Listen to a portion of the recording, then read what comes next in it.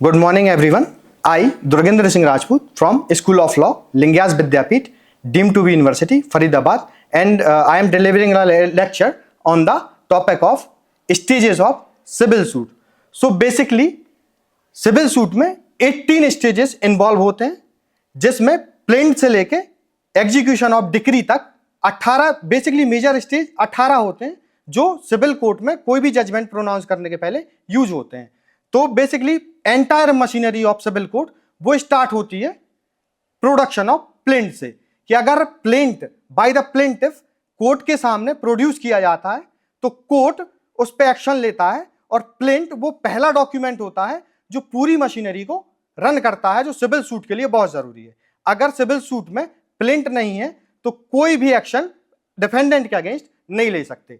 तो प्लेंट सबसे पहला जो स्टेज है वो है आपको प्लेंट फाइल करना होगा सिविल कोर्ट के सामने. और जैसे ही प्लेंट फाइल आप करते हैं तो प्लेंट में कुछ बहुत मेजर लीगल ऑब्लिगेशन होते हैं जो आपको ध्यान में रखना है. वो अगर वो प्लेंट में इंक्लूड नहीं किए तो आपका प्लेंट रिजेक्ट कोर्ट कर सकता है. और order 7 rule 11 rejection of plaint के ही बारे में बात करता है. तो अगर प्लेंट आप प्रोड्यूस करें तो आपको सबसे पहले प्लेंट में बेसिक फैक्टर्स जो घटना हुई है या जो कॉज ऑफ एक्शन है उसको मेंशन करना होगा. Introduction of the party mention करनी होगी. कॉज ऑफ एक्शन जो अराइज हुआ है किस डेट को हुआ है यह भी मेंशन करना होगा. अब कोर्ट में लिमिटेशन में है या बार्ड बाय लिमिटेशन है सूट, ये भी आपको मेंशन करना होगा. अगर ये करने में आप डिफॉल्ट करते हैं या डिफॉल्ट रहते हैं, failure to produce the limitation period, then court में reject your plaint on their discretion.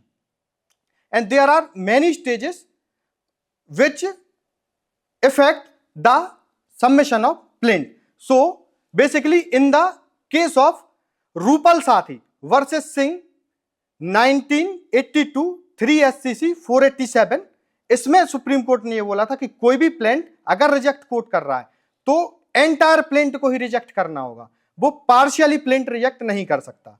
अब सेकंड है after the filing the plaint service of summon और इश्यूइंग ऑफ समन. तो basically summon is a document जो किसी भी defendant को court के सामने पेश होने के लिए या अपीयर होने के लिए एक लीगल डॉक्यूमेंट होता है जो by the authority of the court जारी किया जाता है, जिसको सर्विस या तो किसी कोर्ट के ऑफिसर या किसी पुलिस ऑफिसर द्वारा सर्विस ऑफ समन किया जाता है. और जैसे ही सर्विस ऑफ समन होता है वैसे ही डिफेंडेंट के पास सिर्फ 30 दिन होते हैं कि वो 30 दिन के भीतर अपने रिटर्न स्टेटमेंट या जो भी अपने बचाव में वो कहना चाहता है वो रिटर्न स्टेटमेंट वो 30 डेज के अंडर कोर्ट के सामने फाइल कर दे. अगर वो ऐसा करने में फेल रहता है तो सबसे पहली चीज है कि उसके against x party decree which means एक पक्षीय आदेश, एक ही पक्ष को सुनकर विच मीन प्लेंटिफ के फेवर में जजमेंट विदाउट द डिले दे दिया जाएगा. और डिफेंडेंट को उसको कुछ अधिकार है, कुछ राइट्स हैं. अगर डिफेंडेंट के अगेंस्ट एक पक्षीय या एक्स पार्टी डिक्री ऑर्डर कर दी जाती है तब वो है कोर्ट में अंडर द ऑर्डर 9 रूल 13 उसको सेट असाइड या खारिज करा सकता है. After the appearance of the party and ex parte of the decree there are some interlocutory proceeding. Interlocutory proceeding means which helps the court और the party for the next stage. So section 94 जो provide कराती है interlocutory application कि between the suit you may file many other application as well.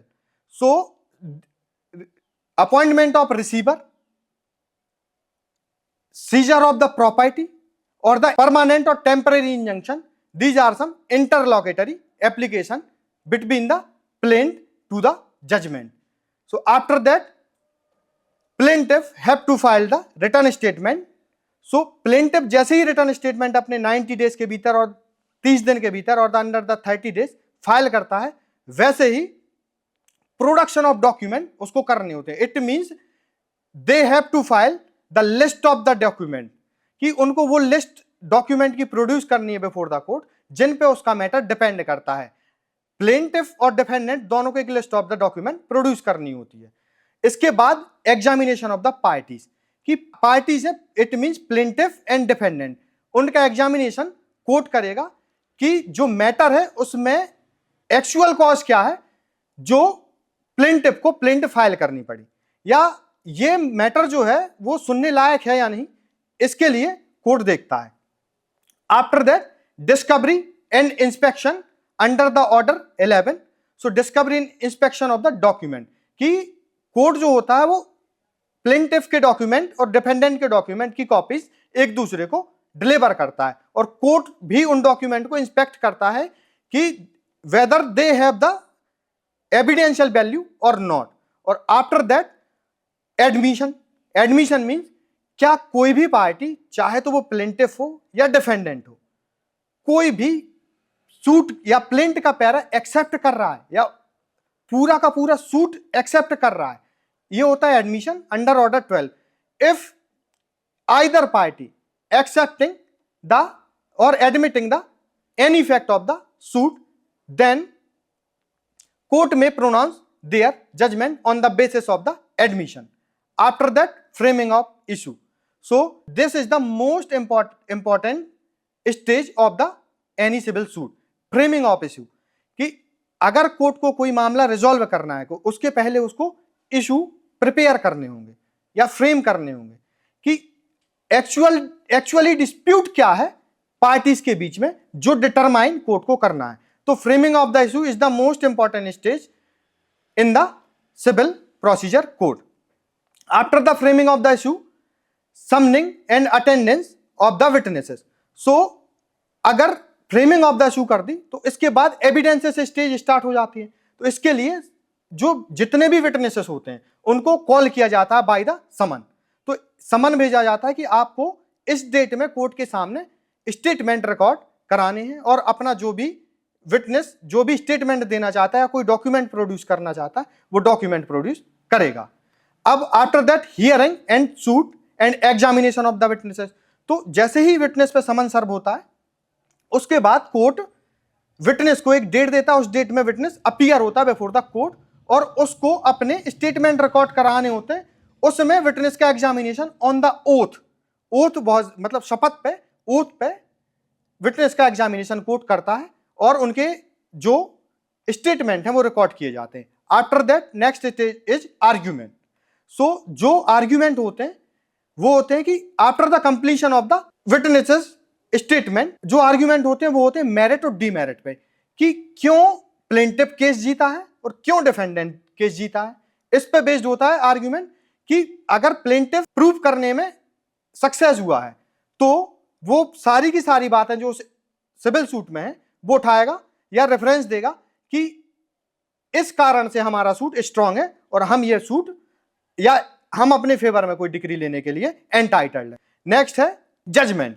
तो after the hearing of the entire suit और the entire parties, court document को examine करता है, witness को एग्जामिन करता है, जितने भी एविडेंसेस उसके सामने प्रोड्यूस किए गए हैं उनको एग्जामिनेशन करता है, और इसके बाद एक डेट जजमेंट के लिए देता है और उस डेट में जजमेंट अपना प्रोनाउंस करता है और द वर्डिक्ट प्रोनाउंस करता है। उस वर्डिक्ट में रीजन्ड डिसीजन होता है कि किस रीजन से प्लेंटिफ केस में सक्सीड हुआ है या डिफेंडेंट के अगेंस्ट कोई जजमेंट प्रोनाउंस किया गया है। तो सबसे इंपॉर्टेंट जो स्टेज होती है वो जजमेंट भी है, कि जजमेंट के टाइम पे ही हमें पता चलता है कि किसके फेवर में कोर्ट ने जजमेंट दिया है। अगर अगेंस्ट द प्लेंटिफ अगर कोई जजमेंट प्रोनाउंस कर दिया है कोर्ट ने, इट मींस प्लेंटिफ वो केस हार गया है और जो राइट उसने क्लेम किया था वो उसको नहीं मिलेगा। और अगर प्लेंटिफ वो केस जीत जाता है तो डिफेंडेंट को जो उस जजमेंट में प्लेंटिफ को रेमेडी दी गई वो डिफेंडेंट को प्लेंटिफ को देनी होगी।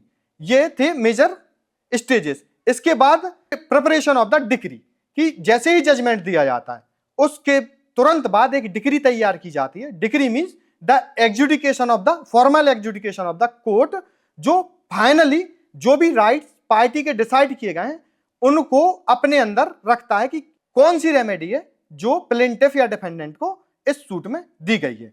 इसके बाद सबसे इंपॉर्टेंट पार्ट है वो है एग्जीक्यूशन ऑफ द डिक्री, क्योंकि without execution of the decree court is nothing.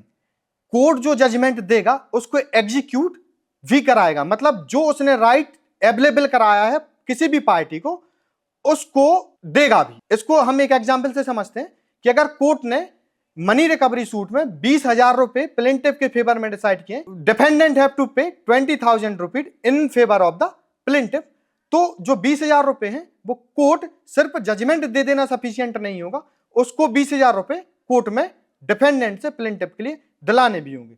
सबसे इंपॉर्टेंट होता है एग्जीक्यूशन ऑफ द डिक्री, क्योंकि अगर रेमेडी सिर्फ बोल देने से रेमेडी नहीं होगी, उसको डिफेंडेंट या प्लेंटिफ को वो रेमेडी दे देना, जब तक मिल नहीं जाती तब तक रेमेडी नहीं होती। तो ये बहुत जरूरी है, execution of the decree. After that, if either of the party is unsatisfied with the judgment of the court, then they can file the appeal. इस वाले लेक्चर में यहीं तक था, इसके बाद हम किसी नेक्स्ट टॉपिक पे अगले लेक्चर में फिर मिलेंगे। Thank you.